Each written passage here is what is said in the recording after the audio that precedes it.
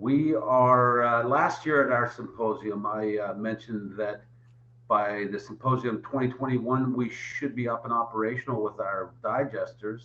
And we all know it's been a pretty long year, but we're happy to announce that our digesters are up and we're currently starting loading feedstock into our digesters as we speak. You can go to the next slide, please.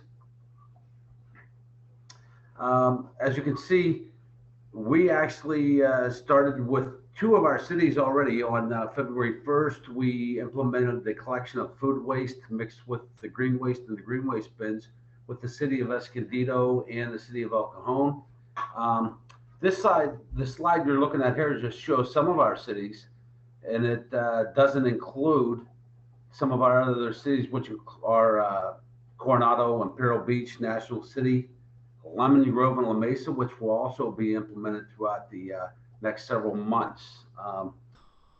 We've took a lot of time and effort into outreach and education over the last several months, and we also established orders for the food caddies, which we'll see on future slides.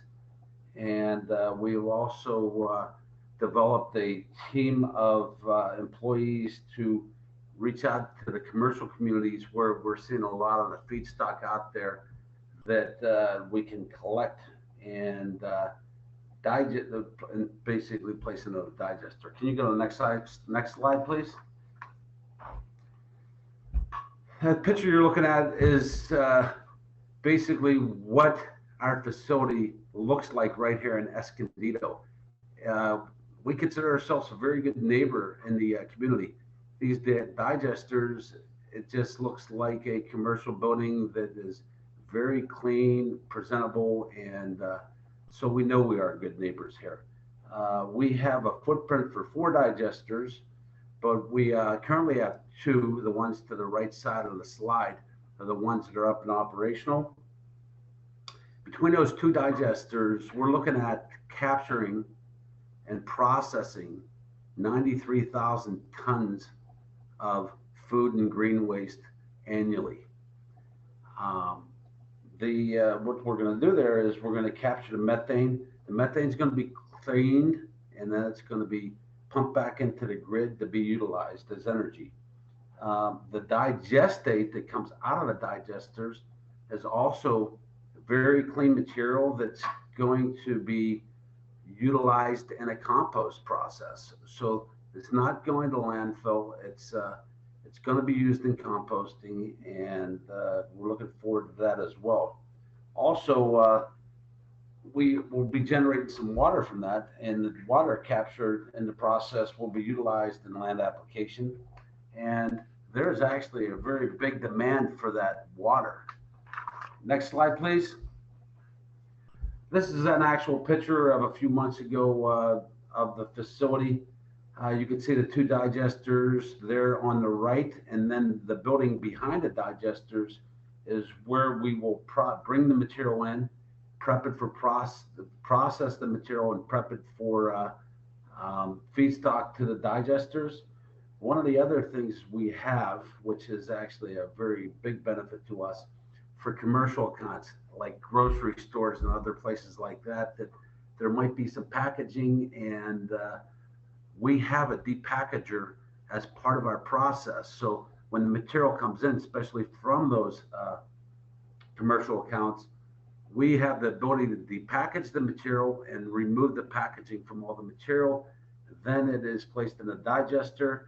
The digester will operate and process material at basically an average of 14 days, and the temperature in those digesters will be 131 degrees. Next slide, please. This was basically a slide that shows you our process and our outreach process to our customers. Community outreach is extremely important, and you know the old saying, if you build it, they will come. But we take a little bit of a different approaches. If they build it, they'll come as long as they get the message and the education. So we really reached out to the communities, and this is how we approached it. We first basically sent out flyers letting people know that the program is coming. And then we reached out with education, and these food caddies were requesting the community who wants to participate with the food caddies. And then we reiterated the message. So we continually messaging our customers that way. Uh, the nice thing about it is we are seeing the benefit to this outreach and education program because we're seeing a lot more of our customers requesting the food caddies that we're providing. Next slide. Up in the right hand corner, these are the food type of kitchen caddies, actually we call them, that we're going to be utilizing. The kitchen caddy is uh, pretty small and slim, so you can place it underneath your sink. You put it on the counter. You can put it in the freezer. You can put it in the refrigerator. Whatever you want to do with it, it's available for that use. Um, the other one is they're dishwasher safe, of course, and odor free. And we encourage people to fill that caddy up throughout the week. Day prior to collection, they can take the food from that, and we call it like the food waste burrito. We recommend people using maybe paper products, soiled paper products. It could be newspaper, it could be paper bags, and taking their food waste, put it into the paper, rolling the paper up, placing it in their bin, and it should help in keeping the odors out, the rodents out, and the bin clean. Um, so we'll see how that goes. And I know we're going to have to continue to educate the communities and continue with our outreach programs.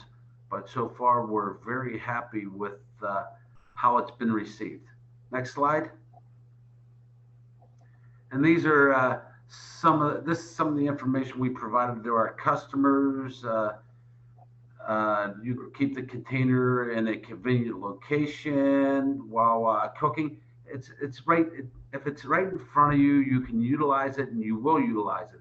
So we recommend it being close by and getting people into the habit of, once they do their veg prep and that stuff, not to throw it into the trash, place it in the caddy, and keep that caddy available, and place all that food scraps into your green waste bin.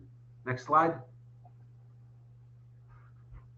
So these are also other recommendations on how to prep. Some people like to actually utilize their own containers, maybe a piece of Tupperware or a coffee can. Some folks even like to place it in maybe some type of a plastic. We don't want plastic bags, so but they want to place it in their freezer so they can wrap it any way they want, place it in the freezer just to keep that odor down. But we really feel that this food caddy is going to be an important part of the program, and therefore you probably won't even have to place that into the freezer. Um, Next slide. And then we share this with our customers on basically how to separate food in the kitchen. And then we go to the next slide. And this slide here is one of the ones we provide to customers. We have the slogan at the top: if it grows, it goes. All the different items you can place into the bin. And if you can see down the bottom, we got the paper, we got the napkins, we got paper towels, coffee filters. One of the things that we do not want and we can't place into the digester is PLAs. So there's no home for us with the PLAs. So we would, because people are asking that question, can you place the PLA plastics in the bin? We don't want any form of plastics in there. I know we're going to get them. That's why we have the processing facility. But the less we get, the easier off it is to ensure things are done properly. Next slide. You got a couple minutes. Oh, good. You're down to the end. Yeah. The caddies, we have it on our website how they go about ordering those. People were asking questions like, how, what about the carts? The carts, if you manage your material properly by holding it till the day prior to the collection, maybe put it in a freezer, or if you wrap it properly in some soiled paper, we don't anticipate too many issues with the carts getting contaminated and smelly or anything like that. The odor levels down. But if you have to clean the carts out, we recommend just like a trash can. We don't recommend you washing them out in the street or because we don't want that going on the stormwater. We would recommend you putting them into the grass area, spraying them down, letting the water soak down into the grass, and go about your business. Um, and these were just some of the questions that came up.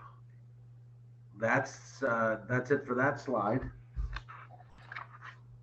And of course, we're not going to the questions, so that is the presentation. But to close this one, we're really happy with where we came, with the COVID and everything like that.